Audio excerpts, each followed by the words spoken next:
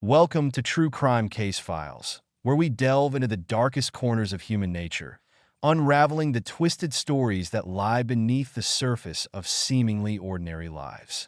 In today's episode, we're about to uncover a tale that blurs the lines between love and obsession, revealing how a secret affair spiraled into a horrifying act of violence.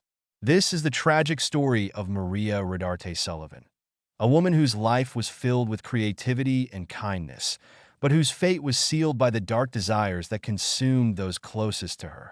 Maria Rodarte Sullivan was a vibrant and talented 38-year-old woman living in the picturesque town of Summerville, South Carolina. Known for its charming downtown and the annual Flower Town Festival, Summerville was the kind of place where everyone knew each other, and nothing ever seemed out of the ordinary. Maria, however, was far from ordinary. She was an accomplished freelance artist, creating beautiful paintings and sculptures that captured the essence of the local landscape. Her works were admired at art fairs and galleries, and she was well loved in the community for her warmth and generosity. Maria lived with her husband, David Sullivan, a 58-year-old retired naval officer, and her 18-year-old stepson, Tyler. Despite the 20-year age difference between Maria and David, their love was strong. They had been married for 10 years, having met at a local art show where David was captivated by Maria's creativity and passion for life. Together, they built a life filled with art, love, and a sense of tranquility. But beneath the surface, trouble was brewing. Tyler, who had lost his biological mother a few years earlier, struggled to accept Maria as a maternal figure. Their relationship was strained, with Tyler often acting out in ways that concerned both Maria and David. Yet, Maria remained hopeful that they could eventually bridge the gap between them. She poured her energy into her art and her garden, creating a sanctuary of beauty and peace around her. In the days leading up to her death, Maria was excited about a new project, a series of sculptures inspired by the wildlife and landscapes of South Carolina. She planned to showcase these pieces at the upcoming Flower Town Festival, a highlight of the year in Summerville. She was also looking forward to a small family getaway, hoping it would help mend the rift between her and Tyler. Little did she know, this trip would never happen. On the morning of September 12, 2012, Summerville awoke to a day that would forever change the town. Around 8:30 a.m., Maria's neighbor, Lilith Carter, walked over to the Sullivan house. Lilith, a 25-year-old aspiring novelist with a keen interest in true crime, often visited Maria to discuss her latest work. But when she knocked on the door that morning, there was no answer. Lilith found this odd, as Maria was usually up early, working in her studio. Concerned, she decided to check the studio, a small building in the backyard. As Lilith approached, she noticed the door was slightly ajar. She pushed it open and was greeted by a sight that would haunt her forever. Maria was lying on the floor, covered in blood, her studio in complete disarray. Broken sculptures and shattered glass littered the room, and it was clear that a violent struggle had taken place. The murder weapon, a heavy sculpture stained with blood, lay nearby. Shaking with fear, Lilith immediately called 911. The operator, sensing the gravity of the situation, instructed her to wait outside until the police arrived. Lilith stood in the yard, her mind racing as she tried to process the horror she had just witnessed. Within minutes, the quiet neighborhood was disrupted by the sound of sirens as police cars sped towards the Sullivan home. Detective Martin Coco, a seasoned investigator known for his meticulous approach, led the team. With him was Officer Julia Montez, respected for her calm demeanor in the face of even the most disturbing crimes. Together, they entered the studio, only to find themselves confronted with a gruesome scene. Blood splattered on the walls, broken art pieces scattered across the floor, and in the midst of it all, Maria's lifeless body. It was immediately clear that this was no ordinary murder. The brutality of the attack suggested deep-seated rage, a crime driven by passion, not opportunity. As the detectives began their work, they knew they were dealing with a case that would require them to dig deep into the lives of those closest to Maria. David Sullivan, Maria's husband, was the first person the police needed to speak with. A former naval officer with a disciplined and stoic personality, David had provided Maria with stability and support over the years. But now, the police needed to know more about their relationship. Was everything as perfect as it seemed, or were there hidden cracks in the foundation of their marriage? David was brought in for questioning later that day. He appeared calm, but the grief was evident in his eyes. He explained that he had been away on a business trip in Boston, staying at a Hampton Inn. He provided receipts and hotel records to confirm his alibi. The detectives, while sympathetic, knew they had to be thorough. They asked David about any potential enemies Maria might have had, but David struggled to think of anyone who would wish her harm. However, he did mention the tensions between Maria and Tyler, his son. Tyler had been a troubled teenager since the death of his biological mother. He resented Maria, viewing her as an intruder in his father's life. Despite this, David believed that they were slowly working through their issues. The detectives took note of this, understanding that family dynamics could be complex and often conceal deeper conflicts. As the investigation progressed, the police searched the Sullivan home and David's belongings. They found nothing suspicious and David's alibi checked out.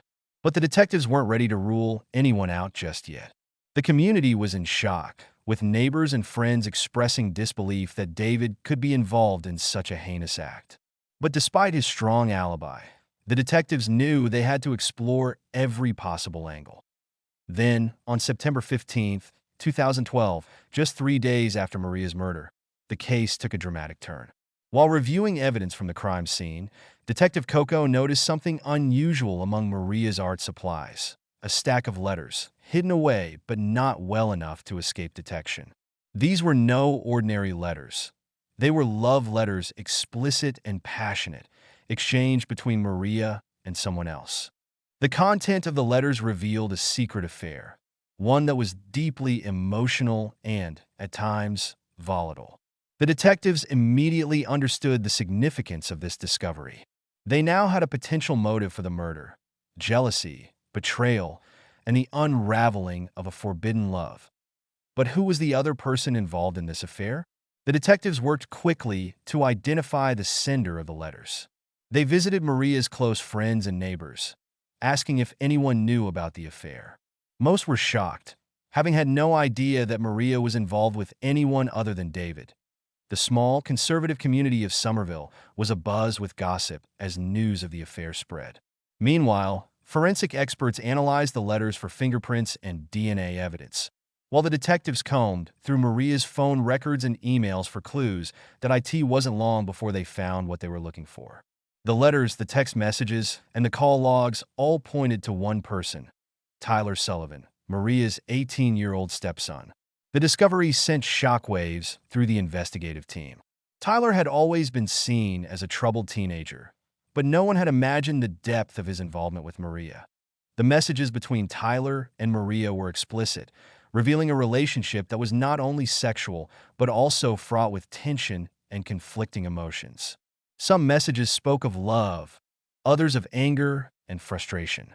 It became clear that Tyler had developed an unhealthy obsession with Maria, an obsession that had likely played a role in her murder. The detectives knew they had to approach this revelation carefully.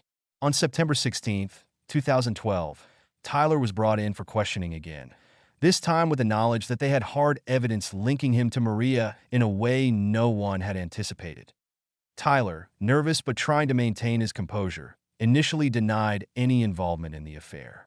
But when the detectives presented him with the letters and text messages, his demeanor changed. He became defensive, his emotions shifting between anger and sadness. Eventually, Tyler admitted to the affair, explaining that it had started about a year ago. According to Tyler, the relationship had begun innocently enough. Maria had been a source of comfort for him after his mother's death. But as time went on, his feelings for her grew more intense, and eventually, they crossed the line into a full-blown affair. Tyler became obsessed with Maria, convinced that they could be together if only his father were out of the picture. However, Maria had recently tried to end the affair, telling Tyler that it was wrong and that she needed to focus on her marriage. This rejection fueled Tyler's obsession, and he became increasingly frustrated and angry. The detectives pressed him for more details about the night of the murder, but Tyler stuck to his story. He had been at a friend's house watching movies. The detectives checked Tyler's alibi, but it was shaky at best. His friend, Jake, confirmed that Tyler had been with him, but couldn't provide specific times or details. The police continued to analyze the physical evidence from the crime scene, looking for any link between Tyler and the murder weapon. Days passed, and the tension in Somerville grew as the investigation intensified. On September 20th, 2012, the detectives finally had the breakthrough they were waiting for. Forensic analysis of the murder weapon revealed Tyler's fingerprints, sealing his fate. The evidence was irrefutable. Tyler had killed Maria in a fit of rage. Tyler was arrested and charged with first-degree murder. The news of his arrest sent shockwaves through Somerville. The once peaceful town was now the backdrop for a scandalous and tragic story that would be talked about for years to come. In court, the prosecution painted a picture of Tyler as a young man consumed by jealousy and obsession, driven to murder by his inability to let go of a forbidden love. The defense, meanwhile, argued that Tyler was emotionally unstable, a teenager struggling with grief and abandonment, and that Maria had manipulated him into the affair. The trial was a media sensation, with reporters from across the state descending on Somerville to cover the shocking case. David Sullivan, heartbroken and betrayed, sat silently in the courtroom as the details of his wife's affair and his son's crime were laid bare. After weeks of testimony, the jury deliberated for just 2 days before reaching a verdict: guilty of first-degree murder. Tyler was sentenced to life in prison without the possibility of parole. The verdict brought some closure to the people of Somerville, but the scars left by this tragedy would linger for years. As the years passed, David Sullivan moved away from Somerville, unable to bear the memories of his lost wife and son. The house where the murder took place was sold and eventually demolished, replaced by a new home with no connection to the dark events of the past. Maria Rodarte Sullivan's art lives on, a testament to her talent and creativity. But her life serves as a cautionary tale about the dangers of forbidden love and the destructive power of obsession. In the quiet town of Somerville, the memory of that September morning remains, a reminder that even the most peaceful places can harbor the darkest secrets. This true crime case shows how love and obsession can blur the lines between right and wrong, leading to tragic outcomes that devastate everyone involved. The story of Maria, Tyler, and David is a poignant reminder that beneath the surface of everyday life, there can be secrets waiting to be uncovered. Secrets that, once revealed, can change everything. In the serene town of Ashford, Virginia, known for its picturesque landscapes and tight-knit community, a dark and twisted story began to unfold in the autumn of 2023. What started as an unusual romance between a 21-year-old man and a 70-year-old woman would soon spiral into a chilling tale of manipulation, greed, and murder that would leave the town reeling. Eli Thompson was a young man with a quiet, introspective nature. Born and raised in Ashford, Eli was well known among the locals as the boy who always had his nose buried in a book. He had recently graduated from community college, unsure of what direction his life should take. His father had passed away when he was just a child, leaving his mother, Clara, to raise him on her own. They lived in a modest old farmhouse on the outskirts of town, struggling to make ends meet. Clara, a loving but overburdened woman, worked multiple jobs to support them, but the financial strain was ever present. Eli spent much of his time in the town's small library, where he could escape into the worlds of the novels he loved. It was here that he first met Rose Montgomery, a wealthy 70-year-old widow known for her eccentricities and her vast fortune. Rose, a former socialite who had moved to Ashford after the death of her fourth husband, was a striking figure in town. She was always impeccably dressed, with an air of authority that both intimidated and fascinated those around her. Despite their age difference, Rose and Eli began to form an unlikely friendship. Rose, drawn to Eli's youth and innocence, began inviting him over to her grand estate for long conversations over tea. Eli, feeling the weight of his responsibilities at home and desperate for an escape, found himself captivated by Rose's stories of a life filled with glamour and excitement. As the weeks turned into months, their relationship deepened, and by the end of the summer, Eli shocked the town by announcing that he and Rose were engaged. The news spread through Ashford like wildfire. People couldn't understand why a young man like Eli would choose to marry someone old enough to be his grandmother. Some whispered that he was after her money, while others speculated that Rose was using him to stave off her loneliness. Regardless of the reason, the town was abuzz with gossip. The wedding was an extravagant affair, held in the garden of Rose's sprawling mansion. The event was lavish, with no expense spared, fine dining, live music, and floral arrangements that could rival those of a royal wedding. Eli, dressed in a tailored suit that made him look older than his years, seemed out of place. His usual calm demeanor was replaced with a nervous energy that didn't go unnoticed by the guests. Rose, on the other hand, was the epitome of confidence, beaming as she walked down the aisle in a designer gown. As the weeks passed after the wedding, it became apparent that not everything was as perfect as it seemed. Eli had moved into Rose's mansion, but he quickly found himself isolated from his old life. Rose's demands grew more intense, and she became increasingly controlling. Eli, once a free spirit, now spent most of his days confined to the mansion, cut off from his friends and family. Rose monitored his every move, making sure he adhered to her strict rules and expectations. Eli's mother, Clara, grew increasingly concerned. She hadn't seen her son in weeks and was troubled by the change in his behavior. When she tried to visit him, Rose would make excuses, saying Eli was busy or unwell. Clara's worries deepened, and she began to suspect that something was terribly wrong. One rainy evening in November, Eli managed to slip away from the mansion and made his way back to his childhood home. He arrived soaked and trembling, barely recognizable to his mother. Eli confided in Clara that he was trapped in a situation he didn't know how to escape. He described how Rose's behavior had become erratic, and how she had started giving him pills to help him relax. Eli suspected that Rose was drugging him to keep him compliant, but he felt powerless to resist. Clara, horrified by what she heard, urged Eli to leave Rose and come back home. But Eli, torn between his loyalty to his mother and his fear of Rose, was unsure of what to do. He agreed to stay with Clara for a few days to clear his mind and decide his next steps. However, before they could make any concrete plans, Rose appeared at their doorstep, demanding Eli return with her.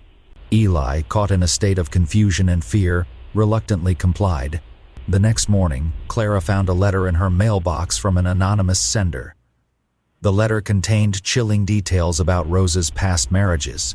All of her previous husbands had died under mysterious circumstances, and Rose had inherited their fortunes. The letter warned Clara that Eli's life was in danger and that she needed to act quickly if she wanted to save him. Desperate and frightened, Clara took the letter to the local police. Detective Samuel Hayes, a seasoned investigator with a reputation for his tenacity, was assigned to the case. Hayes began looking into Rose's history and quickly uncovered a series of suspicious events surrounding the deaths of her former husbands. Each death had been ruled as natural causes or accidents, but the pattern was too consistent to ignore. As Hayes dug deeper, he discovered that Rose had a history of manipulating young, vulnerable men into relationships, only to discard them when they were no longer useful. Her wealth and social standing had always kept her out of trouble. But this time, the evidence was starting to pile up against her. Meanwhile, back at the mansion, Eli's situation was becoming increasingly dire. Rose had grown paranoid, fearing that Eli was planning to leave her. She began keeping him sedated with higher doses of the pills, ensuring that he was too disoriented to think clearly. Eli, aware that his time was running out, tried to reach out to his mother, but Rose had confiscated his phone and cut off all communication with the outside world. Detective Hayes, realizing the urgency of the situation, secured a warrant to search Rose's mansion. When the police arrived, they found Eli in a near catatonic state, heavily drugged and unable to stand on his own. Rose, maintaining her composure, claimed that Eli was unwell and that she had been taking care of him. However, the discovery of a hidden stash of prescription drugs in Rose's bedroom, drugs that matched those found in Eli's system, was enough to arrest her on suspicion of attempted murder. As the investigation continued, more damning evidence came to light. The letter Clara had received was traced back to a former housekeeper of Rose's, who had witnessed similar behavior in the past but had been too afraid to speak out. This witness provided crucial testimony about how Rose had manipulated her previous husbands, leading to their untimely deaths. With the case against her mounting, Rose finally broke down during an intense interrogation. She admitted to drugging Eli but insisted it was only to keep him calm and prevent him from leaving her. She denied any intention to kill him, claiming she was merely trying to protect their relationship. Rose Montgomery was charged with multiple counts, including attempted murder, fraud, and unlawful imprisonment. The trial, which began in early 2024, attracted national attention. The courtroom was packed with reporters and curious onlookers, all eager to hear the details of this bizarre and tragic case. The prosecution painted Rose as a manipulative predator who preyed on young men, using her wealth and influence to control them. They presented evidence of her past marriages, each ending in the suspicious death of her husbands, and argued that Eli had narrowly escaped the same fate. The defense, led by a high-profile attorney, attempted to portray Rose as a lonely, misunderstood woman who had simply fallen in love with a younger man. They claimed that Eli had willingly entered into the relationship and that any drug use was consensual. However, the overwhelming evidence and the testimonies of those who had seen the darker side of Rose's character were too much to overcome. In the end, the jury found Rose guilty on all charges. She was sentenced to life in prison without the possibility of parole. Eli, who had spent weeks in a hospital recovering from the physical and emotional trauma, eventually returned home to his mother. The experience had left him deeply scarred, but he was determined to rebuild his life, far away from the horrors he had endured. The town of Ashford, once again peaceful on the surface, remained haunted by the memory of what had transpired. The case served as a stark reminder of how easily darkness can hide behind a facade of wealth and respectability. For Eli and Clara, life would never be the same, but they found solace in the fact that justice had finally been served. As for Rose, she spent the rest of her days in a maximum security prison, isolated and forgotten, a far cry from the life of luxury and control she had once enjoyed. Her story became a cautionary tale in Ashford, a chilling example of how manipulation and greed can lead to unimaginable tragedy.